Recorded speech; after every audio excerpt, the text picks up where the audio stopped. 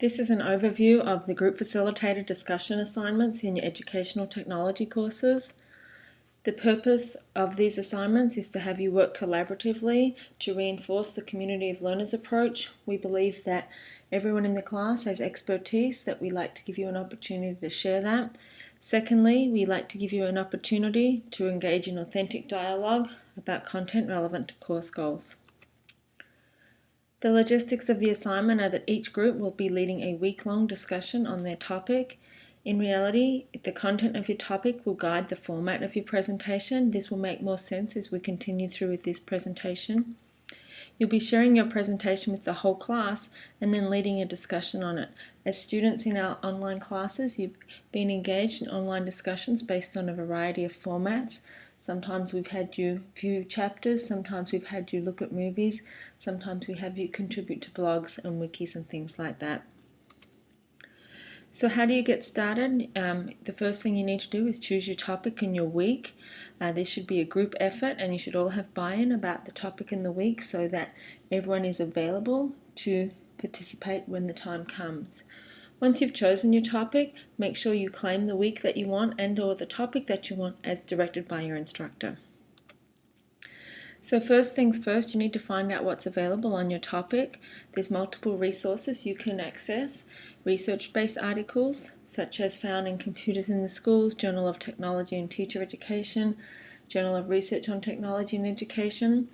There's practitioner articles or magazines. These are things such as your Scholastic magazine, Learning and Leading with Technology, things that actually have more tips for teachers than they have hard research. Obviously, you can use the internet. We encourage you to look at multiple resources. YouTube or TeacherTube videos is also an excellent resource.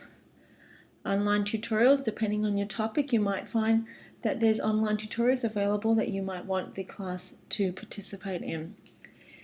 You have textbooks for this class, for any of your other classes that are also excellent resources.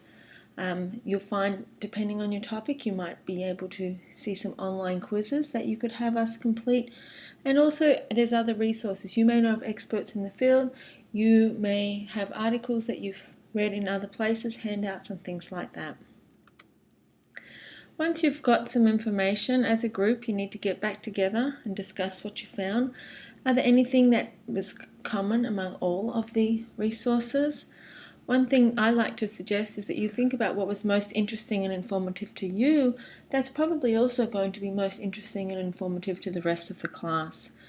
And then, was there something in particular that you absolutely just have to share with the class? For example, perhaps you found the perfect YouTube video to support your topic. If that's the case, then that may be something you want to include in your presentation. That's an example too of how the content of your topic will determine how it's presented with the rest of the class.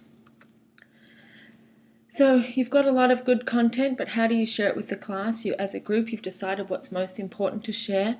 There's multiple ways you can share it with the class. Perhaps you could do a keynote or a PowerPoint. You could have some blogs, create a class wiki, get the instructor to do that for you. You might want to just send the class to some websites to complete some specific learning activities. Perhaps complete a web quest, do a scavenger hunt, things like that, and then come back and discuss on the discussion board what we found, make us reflect on it. You could have the class read the articles you found if that was the best solution to your content.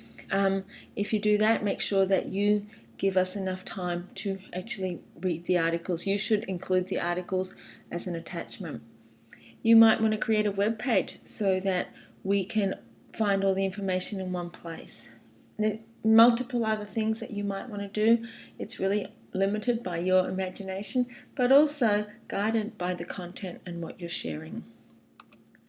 So you've got your lesson or your presentation, and it's your week. So how do you facilitate a discussion in an online environment? Well, you've been involved in online discussions. You know that the difference between a discussion and an assignment is that the discussion takes place in the discussion board or perhaps on a wiki or a blog, and it's focused on a particular content. Your job is to facilitate the discussion, not to create an extra assignment for the class. Post your information by Monday of your designated week. Make sure you have directions for us so we know what to do. Include deadlines. And as facilitators, you need to keep the conversation going by asking more probing questions, pushing us to think, perhaps providing additional resources. Some thoughts about working as a group. It's entirely up to you as a group how you want to approach the assignment. Some of you may like to have assigned roles. These are examples of possible assigned roles. A project manager, who's pretty much the person in charge. If you're someone who wants to be in control, this is the job for you. You'll be the one who communicate with the instructor, ask questions and things like that. You'll keep people on track. If someone hasn't been around for a little while, you'll be the one who emails them or calls them and says, hey, just making sure you're okay. The project developer, your job is to create the presentation. If as a group you have decided that you're going to create a PowerPoint, the project developer is the one who would do that. It's not your job to provide the content, but it's your job to provide the format. Everyone should be contributing content. Project editors, you're the APA police, the grammar police, the spelling police, and making sure that the presentation that the developer has created is actually an understandable format and organization. So you work together with the developer. The project sales rep, your job is to post the presentation or the link or whatever it is that you're sharing on the discussion board by the due date and due time. You'll also be the lead facilitator. Each person in the group and in the entire class is expected to contribute to all discussions, but your job as the sales rep will be to be the main person who keeps the conversation going. Some of you may want to have a project researcher. That would be the person who would go out and take the lead in finding any resources. So you might go out and find some good links, share them with the rest of the group, and then the group will decide which ones are most important. It's not your job to do all of the research, but you'll just do kind of the reconnaissance and do some initial gathering of research or literature or resources. As you're working in your group, set deadlines that are reasonable for everyone. Please be considerate that some of you work during the day, some of you work at night, some of you have children, many of you are taking other classes. It's important that you keep communication open. If something happens and you miss a deadline, make sure that you tell the group. People tend to automatically assume, oh, she's not doing her part, or he flaked on us. But if you tell us, oh my gosh, something happened, I'm not going to be able to make that deadline, a lot of times people will step up and help you with that. So please keep communication open with your group. Keep communication public. That means keeping the instructor in the loop so we can avoid any misconceptions that your group might have. We can make sure everyone's contributing. We can offer some tips, some additional resources. I know that it's easy, and a lot of you might like to meet at Starbucks or do this through personal emails and things like that, and you're fully entitled to do that. However, if that's the case, then it's going to be very difficult for us as an instructor to come in and say, you know, I've noticed that only 3 out of the 4 of you are really engaged in this conversation. So please keep the instructor in the loop. If you have designated jobs, do your job and don't worry about anyone else's. Trust me, it all works out in the end. There's no need for arguing. The project manager is the person who should be taking the lead.